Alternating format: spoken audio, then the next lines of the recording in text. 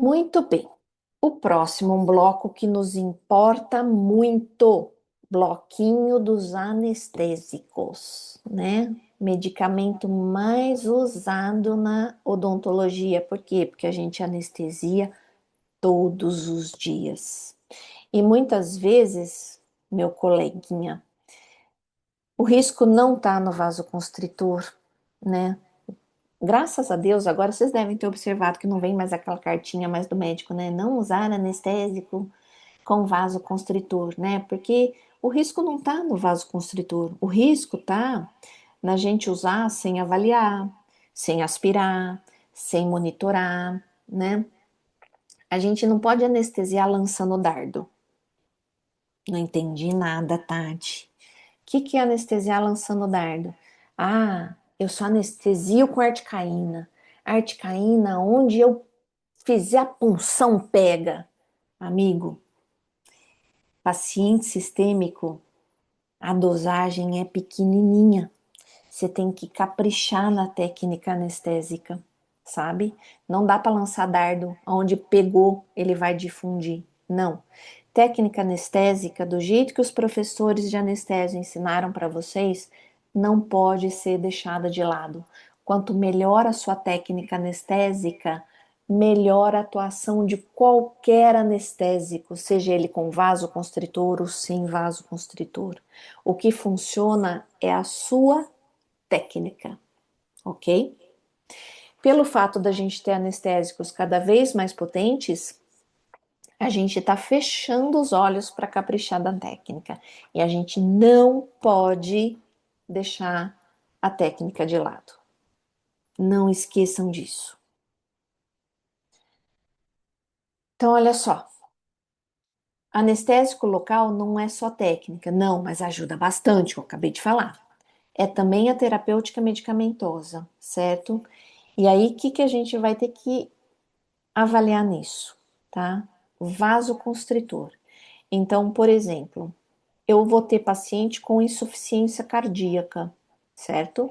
Insuficiência cardíaca significa que eu vou ter uma menor porcentagem de fração de ejeção. O que é isso? De força daquele coração pulsar, né? De mandar sangue. Então, por exemplo, eu tenho um paciente, a gente fala em insuficiência abaixo de 50%, acima de 50% normal. Então, abaixo de 50, se eu tenho um paciente ali com uma função entre 30% e 40%, eu não posso usar adrenalina, certo? Por quê? O paciente já está todo em vasoconstrição, já não passa sangue naquelas artérias direito. Eu vou lá e uso um vasoconstritor potente, que é a epinefrina, para deixar essa luz ainda menor, para passar menos sangue. Eu coloco risco para esse paciente. Ai, Tati, então vou usar sem vaso? Entre 30 e 40, não. Você pode usar com vaso. Então, o seu anestésico de escolha é a prilocaína com feliprecina, não é a lidocaína com adrenalina. Mas se esse seu paciente com insuficiência cardíaca tiver uma fração de ejeção de 20 a 30%, ele está numa das únicas 3 indicações sem vasoconstritor.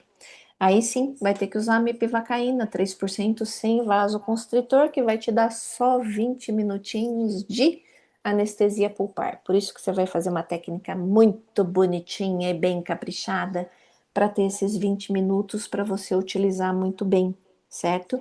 Por quê? Porque esse paciente está na fila de transplante cardíaco.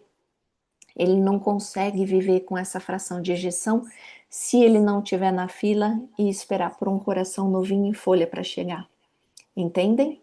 Então é importante saber que cardiopatia que o paciente tem, é importante saber ler sobre insuficiência cardíaca, é importante a gente saber sobre arritmias, né? Então é importante para a gente escolher o anestésico que a gente vai utilizar, bem como a prescrição que a gente vai fazer. Ai, falou em arritmia, é um paciente que tem arritmia. O que eu vou verificar? É um paciente que vai estar fazendo anticoagulação, certeza. É um paciente que já colocou marca-passo? Porque se ele não colocou, ele vai colocar. Ah, foi um marca-passo. Foi. Ou foi um CDI, que é um mini desfibrilador. Muda a conduta? Muda a conduta. Tá? Outra, beta-bloqueador. medicação mais utilizada para os nossos pacientes para controle de hipertensão? Ah, é um beta-bloqueador seletivo ou não seletivo? Lembra disso da farmacologia? Seletivo. Ele só vai atuar em beta 1. Beta 2 está livre, certo? Então, os alfas estão livres, você injetou adrenalina, estimulou a alfa, mas o beta 2 vai lá e compensa. Então, por exemplo, o paciente toma metropolol. Você consegue usar um pouco de adrenérgico nele, você consegue usar a lidocaína com parcimônia, certo? Agora, se é um paciente que toma propanolol, isso cai até no ENAD, viu, pessoal? Toda vez cai essa questão no ENAD.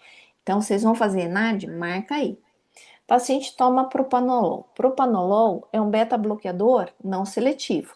Então, ele atua em beta 1 e beta 2, só fica alfa livre. Você deu adrenalina? Pá! Pico de pressão. E aí? Não tem beta para estabilizar. Ele faz brad reflexa. Cai mesmo, tá? Cair a pressão e do paciente entrar em síncope, ter uma brade reflexa importantíssima, certo? Então, paciente que toma propanolol é prilocaína com filipressina anestésico de escolha. Eu tenho um problemaço. No mestrado, eu recebo muito aluno que vem fora do país. E vocês sabem que fora do país não tem prilocaína. Então, eles têm que usar ou sem vaso, ou usar assim meio tubete de lido com adrenalina, tá? E ficar monitorando para ver se essa pressão ali não vai ter pico. Aspiração. Aspiração é fundamental, gente, porque dessa forma a gente reduz risco, né, nessa ingestão intravascular.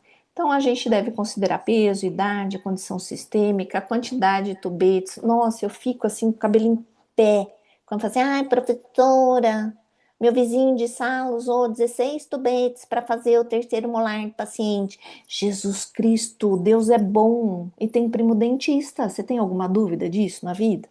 Né? Não é, tem que caprichar na técnica, uso racional, menor dose eficaz, tá? E controlar a ansiedade e dor, né? Dor e estresse também aumentam muito catecolamina endógena. O que que eu chamo de catecolamina? Adrenalina, noradrenalina e dopamina. Lembrei você, não foi? Da época da fisiologia? Exatamente isso, tá? Então a gente tem que fazer o controle dessa